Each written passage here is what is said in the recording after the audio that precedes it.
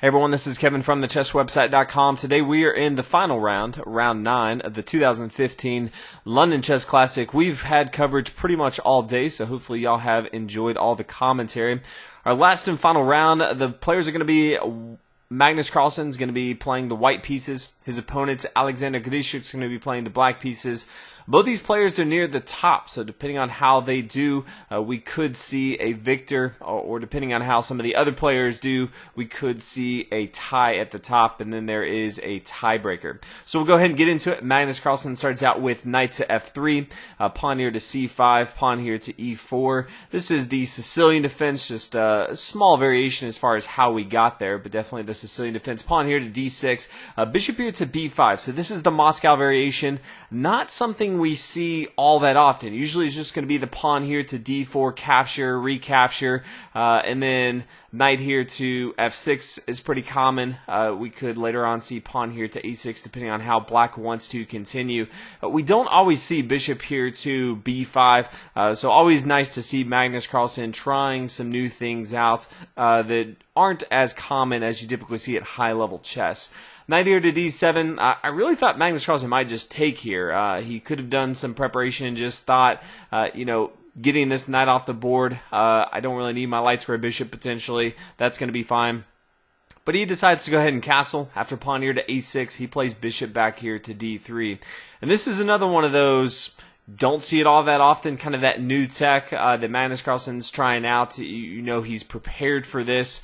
And so bishop to d3, kind of blocking this pawn here on d2 for the time being, which in essence also blocks the bishop here on c1. So we'll look to kind of do some work with that later. Knight here to f6, rook over here to e1, protecting this pawn right here. Pawn here to b5. So we have Grischuk looking to attack on the queen side, while Magnus Carlsen is going to start to put a lot of pressure on the king side. Pawn up here to c4. There's kind of two ways to kind of stop the pawn coming here to c4. We have pawn here to b3. We have pawn here to c4. c4 is probably the more aggressive of the two moves, and so he decides to go ahead and play pawn here to c4. Now, pawn here to g5 is very interesting from Grischuk, and this is one of those moves where it kind of makes you sit up in your seat if you're Magnus Carlsen. You could easily just exchange over here, could get his light square bishop involved into the game. Pawn here to g5 is pretty much saying it's go time. I'm going to go ahead and start to attack on the queen side. I'm almost urging you to attack me on the king side, which is what Magnus Carlsen probably wanted to do anyway. So Magnus Carlsen kind of straightened up in his seat a little bit, and he played knight takes on g5. And now knight comes down here to e5, forcing the bishop back here to e2. It's kind of awkward if the bishop comes here to c2, because then bishop to g4. It's just kind of ugly for white to kind of get into. So decides to go ahead and play kind of the safer route of bishop here to e2.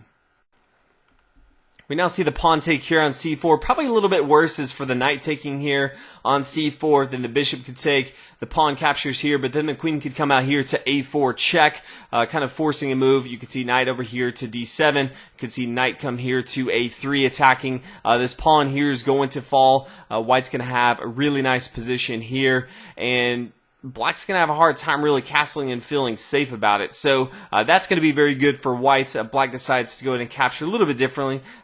Play pawn taking here on c4, leaving his knights here on e5 in case it needs to protect over there on the king side. Knight here to c3, just continuing to develop for Magnus Carlsen. Rook over here to b8, attacking the semi-open file. You always want your rooks to be attacking your control of the semi-open files or the completely open files. They do a lot better if they can control more of the board. Rook over here to f1. This is one of those spots where I really wanted Magnus Carlsen to be super aggressive. He had the move pawn here to f4, forcing the knight to move. The knight could come down here to d3, kind of attacking here. You could see the bishop take, the pawn capture here. Now the queen come out here to a4, queen here to d7. Now the queen swings over here to c4, threatening this square here on f7 since the knight right here, nice little outpost move. A knight here on g5 is kind of protecting this. So after kind of a move here, you can see the queen take here on d3. It's an advanced situation that Magnus Carlsen can go into, but these pawns here on e4 and f4 just really allow him to put a lot of pressure on the king side. But after this pawn moves away, he can push forward with pawn here to d4, get his dark square bishop involved into the game. Later on, he could have a nice little outpost here on d5. I really like this. I was hoping that he did this, but in the game, he decided to go with a little bit safer move and played rook here to f1. We now see pawn here to h6, forcing the knight to move. Knight comes back here to f3. Now knight down here to d3. Knight here to e1. And Magnus Carlsen had a few options. He could have easily taken here with his bishop here on d3, and that would have been fine. Pawn recaptures.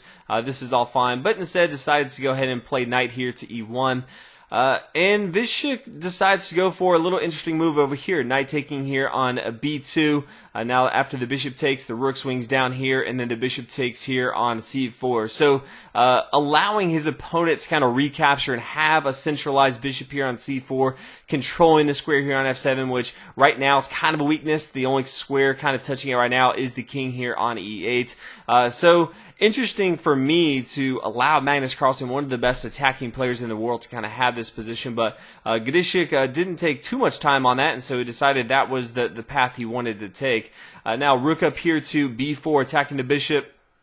Queen here to e2, defending that bishop, and now bishop to g7, getting ready to castle on the king side if he wants to. Knight up here to c2, forcing the rook back here to b6. b6, rook here to b1, threatening to just go ahead and exchange right here, and then castle on the king side. So Magnus Carlsen kind of has a game plan, and that game plan is go ahead and attack on the king side. His king is much safer. He has 3 pawns in front of it, but his opponent Grischuk, he has only 2 pawns in front of it, and this semi-open file right here on the g file. So Grischuk is going to be looking to kind of safeguard his king over here, probably h8 or h7, depending on what material is kind of left. Since there's a light square bishop, more than likely you're going to see king here to h8. But then Magnus Carlsen is just going to look to put a lot of pressure on this g file. On the opposite side of the board, Grischuk is going to try to just hold on and then eventually break over on the queen side, breakthrough, and just see if he can kind of make something happen right now. He doesn't have enough material to kind of push forward on the king side of Magnus Carlsen, and Magnus Carlsen's king is pretty safe. So we do see an exchange on board, rook here to b6, queen over here, now knight over here to e3. As we kind of talked about, Magnus Carlsen needs to get his material involved over on the king side. Pawn here to e6, and now pawn up here to f4. So Magnus Carlsen has started his attack on the king side. Black now plays rook or king over here to h8, as we talked about before. Pawn up here to f5, just kind of forcing, being as aggressive as possible. Pawn here to a5, pawn here to a4. Magnus Carlsen is trying to kind of keep any pressure that black has over on the queen side. He doesn't want to commit too much material over here, but does want to go ahead and make sure that nothing crazy happens over here. Queen here to d8, pawn here to h3, looking to kind of push forward if he needs to. Also kind of stopping this knight here to g4, which later could be problematic if this knight is not here on e3. Grischuk now plays queen here to e7. We see bishop come out here to a6. Pretty interesting. Magnus Carlsen decided that his light square bishop wasn't doing too much after the pawn came here to e6, kind of blocking off this light square diagonal. He just really didn't want to have to deal with this light square bishop right here, kind of controlling this long diagonal right here. So he thought his opponent's light square bishop was a little bit more powerful than his. His opponent also has a double bishop pair, so decided to want to go ahead and get that off the board. So after the queen recaptures, knight here to h5, he has 2 ways to kind of stop this. He has rook here to f3. This stops the knight coming here to g3. He also has knight to e2. I personally prefer knight to e2. Gets another piece over on this side of the board. Also, stops this knight here to g3 if he needs to, and then later on he can start to push up the board with knight to f4 if he wants to be pretty aggressive. But Magnus Carlsen decided to play rook here to f3. He had other ideas for this knight here on c3. After the rook comes over here to g8, trying to make sure that white does not super control this semi-open file right here.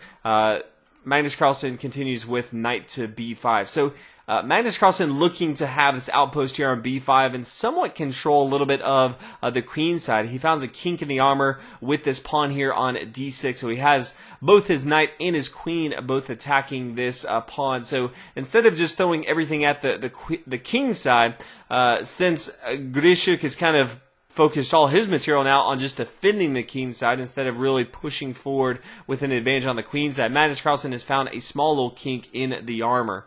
We now see bishop here to e5, trying to defend this pawn here on d6, knight up here to g4, threatening this bishop, putting all the pressure, recognizing that he has a small advantage right now. A queen here to h4.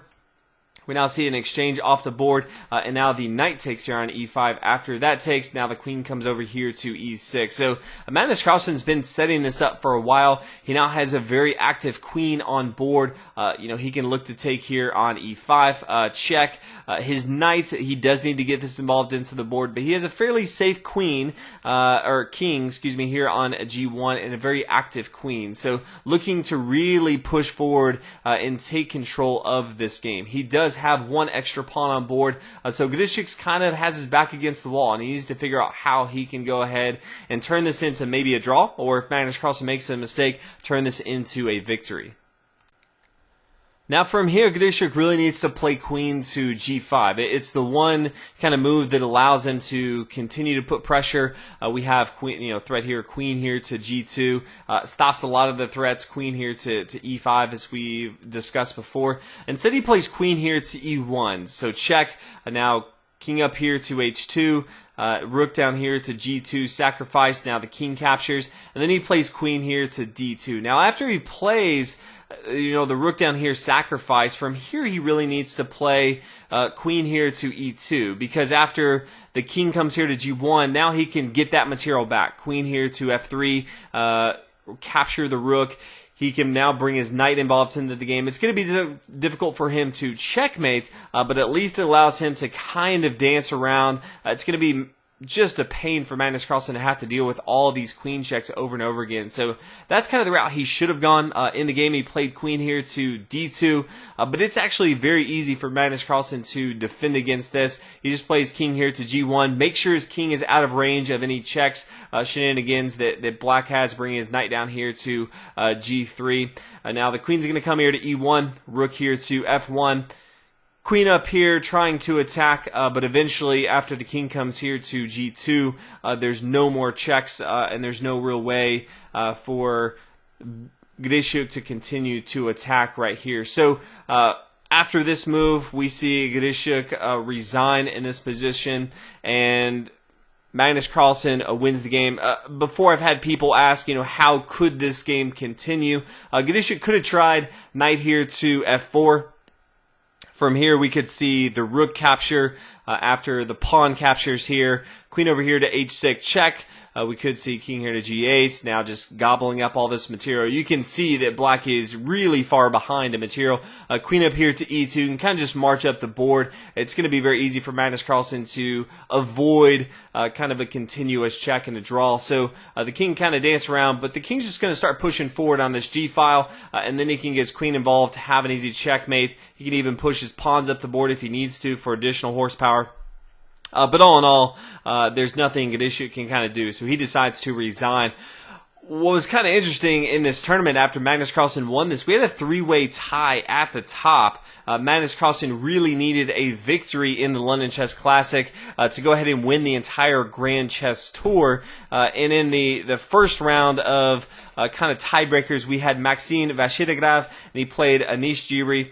He won in a 3-game match, so Maxime played Magnus Carlsen in the finals of the tiebreaker. Magnus Carlsen went on to win that 1.5 points to 0.5 point. He won one of the matches and tied the other one. So Magnus Carlsen, with this victory of the tournament, ended up winning the entire Grand Chess Tour because of everyone else that was above him kind of faltered. You had Topalov had just had a horrible tournament. You had Levon Aronian didn't play as well as he probably could have. And then you had Nakamura, who was in second place behind Topalov, but then 2 key losses earlier in the tournament kind of doomed his fate. So all in all, Magnus Carlsen at the last hour both won the London Chess Classic and went on to win the Grand Chess Tour in the first inaugural year. So congratulations to him, the world champion, just going out there and dominating like he always does. So hopefully you guys enjoyed this tournament. One of the best tournaments we've had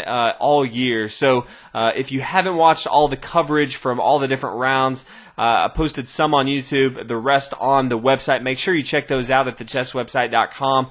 There's a featured section for recent uploads. You can check it out there. But hopefully you guys enjoyed this match and the rest of the tournament, and I'll see you guys in the next one. Thanks for watching.